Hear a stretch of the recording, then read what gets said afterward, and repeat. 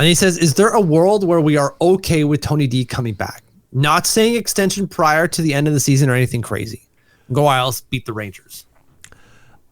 I think it would be hard considering that they have Mayfield and Pulock locked up long term on the right-hand side.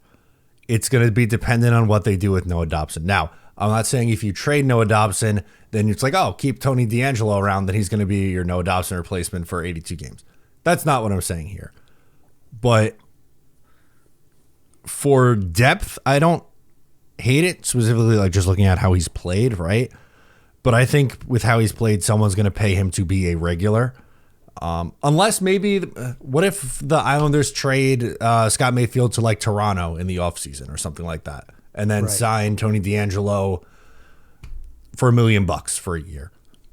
That, I think, is a more likely path to him sticking than them trading off Noah Dobson being like, all right, we're good. We got Tony D.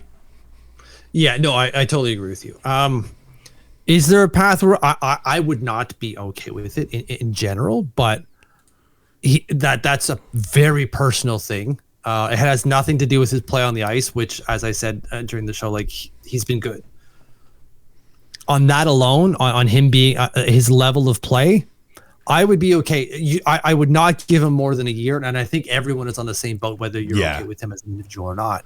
I think everyone's going like, yeah, 1 year, absolutely for him. You don't give him more than that because as it stands now, he's been a good player on the ice. He seems to be a good teammate, hasn't said anything on any social media channels or anything of the sorts, which is exactly what you want out of him. He has controlled himself. Perfect. He has learned, it seems, a lesson. Great. Now you can move forward with that. Throughout, you still don't give him more than a year because you don't want to find out the hard way that he can't control himself. Because you don't want him to get too comfortable. That's been something that we've been critical of the Islanders for, right? Like they give these guys long-term deals. It feels like they get comfortable and the status quo is just okay. Where like, I don't think he's earned that from coming back. And how many games do you think he ends up playing? Like 30 maybe for the Islanders? Maybe something like that. Yeah. Well, no, you're absolutely right. I don't think he's earned it. Which, whatever, he's earned a shot. He's earned to stay. I'd rather he didn't, but again, I completely understand for you guys maybe like rolling your eyes at home. Totally fair. That is a very personal thing, and I just want to make that absolutely clear.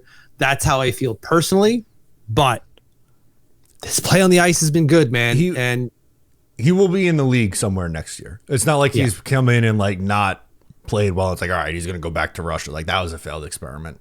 Someone will sign him to a contract.